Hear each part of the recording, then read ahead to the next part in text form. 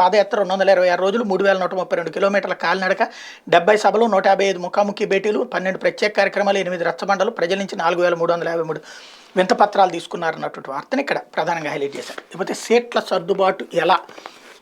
హైదరాబాద్లో పవన్ బాబు చర్చలు, జనసేన నివాసానికి టీడీపీ అధినేత.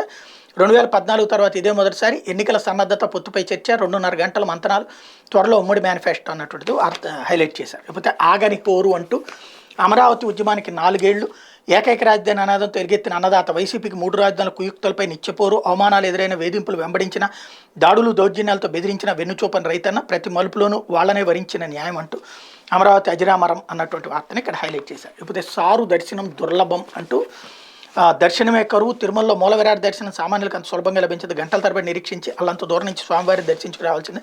ముఖ్యమంత్రి జగన్ దర్శనం అయితే సామాన్యులకు ఆ మాత్రం కూడా లభించదు, ఎందుకంటే ఆయన ప్రజలకు పూర్తిగా దూరం అయ్యారు.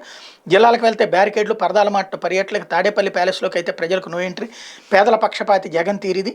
కనీసం మంత్రులు, అధికార పార్టీ ఎమ్మెల్యేలు, ఎంపీలైనా నేరుగా జగన్ కలుస్తారనుకుంటే తప్పులో కాలేసినట్టు. గత 4.5 ఏళ్ల సగం మంది ఎమ్మెల్యేలు ఒక్కసారి కూడా వ్యక్తిగతంగా ఆయన కలవలేకపోయారు. జిల్లా పర్యటనలు, పార్టీ వేదికలు, అసెంబ్లీ సమావేశాల సందర్భంగా దూరం నుంచి చూసి తరించాల్సిందే.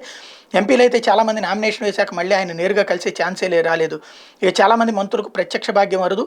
4.5 ఏళ్లలో జగన్తో 2-3 సార్లు నేరుగా సమావేశమైన నేతలు 10 నుంచి 15 మంది మాత్రమే ఉన్నారన్నటువంటి వార్తని హైలైట్ చేశారు. అయితే